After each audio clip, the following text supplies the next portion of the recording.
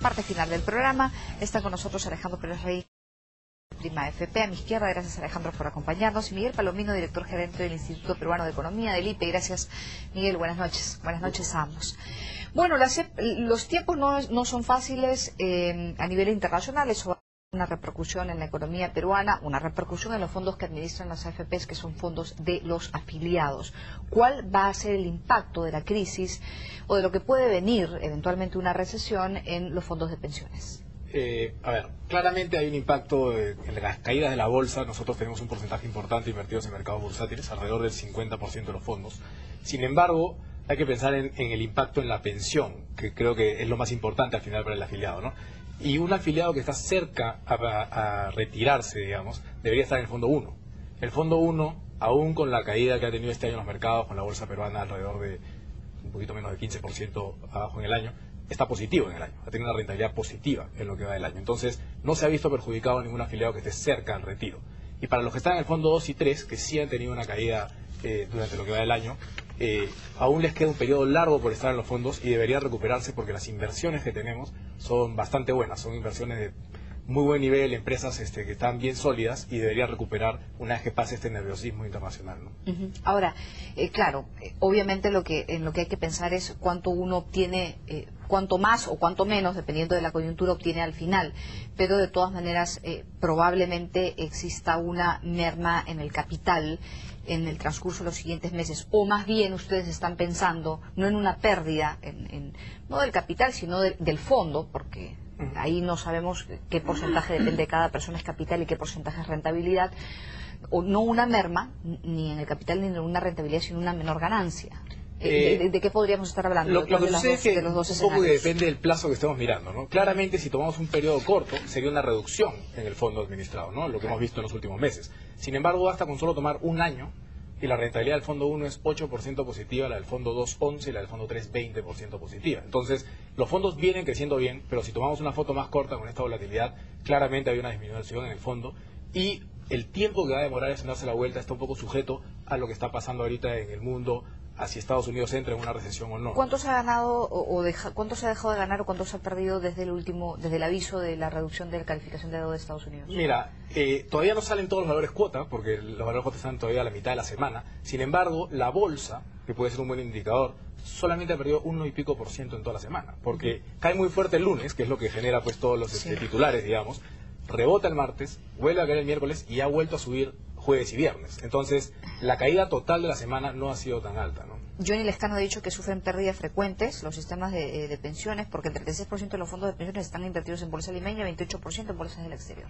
¿Es cierto eso? Efectivamente, alrededor del 50% está invertido en bolsa, pero nuevamente hay que entender la composición y el tipo de fondo, ¿no? Entonces, el afiliado que está en el fondo 1, como te digo, en este año tiene rentabilidad positiva, a pesar de que la bolsa está muy metido en bolsa. Exacto, solo tiene 10% en acciones el fondo 1. Sin embargo, el 2 y el 3, que tienen un porcentaje mayor en acciones, no es lo mismo en todos los casos. Definitivamente, ¿no? Y además, cuando uno mira la rentabilidad acumulada, porque uno diría, mejor me quedo en el 1, ¿no? Pero cuando uno mira la rentabilidad acumulada, el fondo 3 tiene una rentabilidad acumulada de alrededor del 20% anual, aún con las caídas hasta el cierre de julio, ¿no? Está cerca. Mientras que el fondo 1 tiene una rentabilidad de 8% anual, que es bastante buena, pero para una persona que ya está cerca a jubilarse, ¿no? ¿Qué opina usted, Miguel? Lo que ocurre es esto: cuando uno invierte, siempre va a haber días en que se gane y días en que se pierde. Es imposible que todos los días se gane. Entonces, si hiciéramos este programa un día en que la bolsa ha caído, diríamos que el fondo ha perdido. Efectivamente, ese día perdió. Al día siguiente subió, bueno, el fondo ganó. Y después, si otro día baja, estamos en ese plan de que un día sube, otro día baja. Lo importante es cómo se comporta la bolsa en un periodo más largo. Minimizar riesgos. Claro, ¿y cuál es el periodo más largo? Bueno, si estamos hablando de pensionistas, normalmente vamos a estar hablando de periodos bien largos, de muchos años probablemente. Pero lo relevante es saber qué va a pasar en un periodo de muchos años, no qué es lo que pasó en la bolsa hoy o mañana. Y además de eso, hay dos principios básicos que se siguen y que las AFP peruanas siguen. Uno que es el que acabas de mencionar, diversificar. Tú diversificas de tal manera que no estén todos los huevos en una sola canasta y de esa manera reduces un poco tu riesgo. Y segundo lugar, la otra cosa importante es que tú debes invertir en función al riesgo que quieras asumir. Lo que acaba de mencionar Alejandro, si yo soy una persona que no quiere tomar riesgos, o que por ejemplo, y estoy muy cercano a jubilarme y no me la quiero jugar, entonces prefiero estar en el fondo 1. ¿Qué hace el fondo 1? El fondo 1 es más seguro. Probablemente su retorno no sea tan alto, pero a la misma vez probablemente tampoco caiga cuando no el caiga mercado tanto, se caiga, o caiga mucho menos. Como acaba de decir, no ha caído en lo que va del año. ¿No? Entonces, esas son las dos cosas básicas que uno puede hacer. Saber qué tipo de riesgos quiere tomar y tener siempre una buena... Y las AFPs trabajan eso muy bien y los afiliados deben cuidar de aprovechar esas oportunidades que le brindan las AFPs. Vamos a hablar de la mejor manera de diversificar el riesgo. Una pausa pequeñita porque hablamos de las AFPs, de los fondos administrados por las AFPs, y le quería preguntar a Alejandro, antes, una chiquitita, antes de hablar de la diversificación del riesgo, ¿cuándo es que uno tiene que ya estar en el fondo 1 y olvidarse de ir al 2 o al 3 porque ya se va a jubilar pronto? A los 60 años, uno por ley pasa al fondo 1. Uno puede elegir regresar al fondo 2, ya no puede estar en el fondo 3. Mi recomendación es que ya a los 60 uno debería quedarse en el fondo 1 bajo la premisa que ya vengo armando mi fondo durante muchísimos años y este es el momento de cuidarlo, ¿no? Lógicamente, el otro factor a considerar es la aversión al riesgo de la persona. Si una persona, por más que tenga menos de 60 años, se siente muy incómoda cuando se dan estos vaivenes en los fondos, sería recomendable que esté en el fondo 1, ¿no? Sin embargo, creo que el 2 y el 3 deberían tener un mejor rendimiento en el largo plazo. Entonces yo diría que los 60 debería ser un buen momento para pasar. ¿Las AFPs van a recomponer su cartera ante un escenario distinto? ¿Y de qué forma? Nosotros hacemos movimientos definitivamente para aprovechar diferentes cosas. En el caso de Prima, desde ya hace unos meses venimos comprando un porcentaje importante en oro, por ejemplo, porque veíamos un poco de turbulencia hacia adelante. Sin embargo, hay un tema importante. Nosotros cuando hacemos una inversión miramos bastante bien los fundamentos de las empresas. Entonces, si bien puede ser que hayan acciones que están cayendo de valor porque el mercado está nervioso y la gente vende todos sus instrumentos, lo que es cierto es que no estamos preocupados de una quiebra en esas empresas. Simplemente hay una reducción de valor en el tiempo y estas deberían regresar. ¿Por qué? Porque se han elegido empresas de muy buena calidad, ¿no? Entonces, definitivamente se recompone un pedazo, pero hay un pedazo importante que se mantiene porque sabemos que es simplemente temporal la reducción en el precio, ¿no? Ahora, Miguel, el comportamiento de la bolsa va a depender mucho, no solamente del factor externo, sino también del se tomen en política económica, de la confianza que se le dé a los inversionistas. Se está buscando que la economía no se desacelere y eso solamente se va a lograr más allá del tema de inversión pública, que es un porcentaje muy chiquito de lo que puede hacerse para lograr crecimiento. Se va a lograr a través de confianza e inversión privada. En ese contexto en el que actúan las AFPs, porque es lo que tienen, ¿verdad? ¿Cómo ve los últimos anuncios hechos por el ministro de Economía? Bueno, por lo que decías primero, en el largo plazo lo que importa es el crecimiento económico. Y el crecimiento económico depende fundamentalmente de la inversión, de que se invierta bastante y que se invierta bien. Lo que puede hacer el gobierno, lo que es fundamental para que haga el gobierno, es crear las condiciones para que la gente quiera invertir, para que se invierta bastante, como se ha venido invirtiendo en el Perú en los últimos años, más que nunca en la historia. Y en segundo lugar, para que se invierta bien, porque yo también puedo invertir mucho dinero e invertirlo mal. Como por ejemplo las obras faraónicas que se hacían en algún momento en la época del gobierno militar de los 70.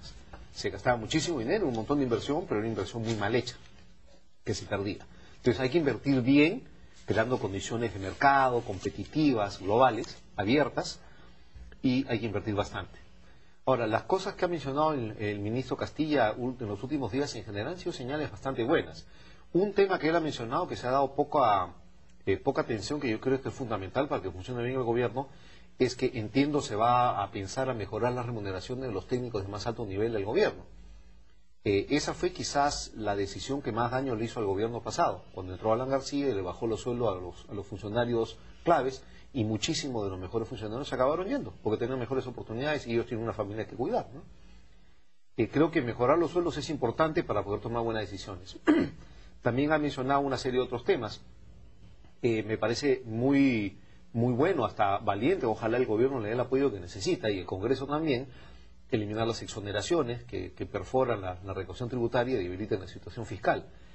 Este problema actual de peligro de recesión y de nerviosismo mundial que hay es un problema fiscal. Hay demasiados países en el mundo que han sido fiscalmente irresponsables por mucho tiempo. Perú no lo ha sido. Si nos cuidamos y cuidamos esa situación fiscal, Perú se vuelve un paraíso, digamos, un lugar que atrae inversiones. Y por supuesto, en términos generales, todo lo que puedes hacer para atraer inversiones, para dar confianza, para respetar contratos, para mantener competitividad, para no tener intervencionismos innecesarios. Todo eso es muy favorable. Ahora, yo le pregunté a Miguel sobre la inversión privada y los inversionistas privados fuertes, grandes, son ustedes. ¿Cómo han tomado los últimos mensajes del ministro de Economía? Bueno, en realidad yo coincido, han sido mensajes. Yo creo que lo principal acá para atraer la inversión es confianza y además seguridad de lo que viene hacia adelante, ¿no? Entonces, el hecho de que no se vayan a revisar contratos, de que no vayan a haber cambios bruscos en la economía, debería dar la tranquilidad a la gente de que pueda hacer inversiones. Y definitivamente han venido en esa línea. Hay cosas que todavía hay que ver cómo terminan, pero por lo que se ha escuchado, ¿Cómo qué? por ejemplo, el impuesto a la famosa sobreganancia minera, ¿no? Hay que ver cómo se va a instrumentar, porque lógicamente parte de nuestro portafolio está en acciones de empresas mineras, ¿no? Carlos, el ex viceministro nos decía que no era momento para cambiar ese impuesto. No sé qué piensan ustedes. Yo creo que es un excelente momento para adecuar el impuesto, porque la regalía actual, el régimen de regalías actuales es muy malo. Carlos Campos, es un buen momento para cambiarlo. Yo en eso estoy en desacuerdo. Yo creo que es un buen momento para cambiarlo, pero hay que cambiarlo bien. Entiendo que las conversaciones que se están teniendo, lo que he escuchado que dice el ministro Castillo y los demás, todos indican que la cosa va en buena dirección. Sí. Ojalá así sea. Tiene que si ser es por así, consenso, ¿no? Si es así, sería hasta bueno, ¿no? Porque se puede recaudar más e incluso promocionar más la inversión minera, porque es un mejor régimen que el que tenemos ahorita, que es muy malo realmente, ¿no? Entonces, cambiar ese régimen es positivo. Perfecto, muchísimas gracias a ambos por acompañarnos. Vamos a ver, ojalá que las cosas no estén tan peludas como se dice en el mundo. Muy amable, Miguel, gracias por acompañarnos. Gracias. Miguel Palomino, director gerente del Instituto Peruano de Economía, y Alejandro Pérez Reyes, gerente de inversiones de Prima AFP, han estado con nosotros. Buen fin de semana.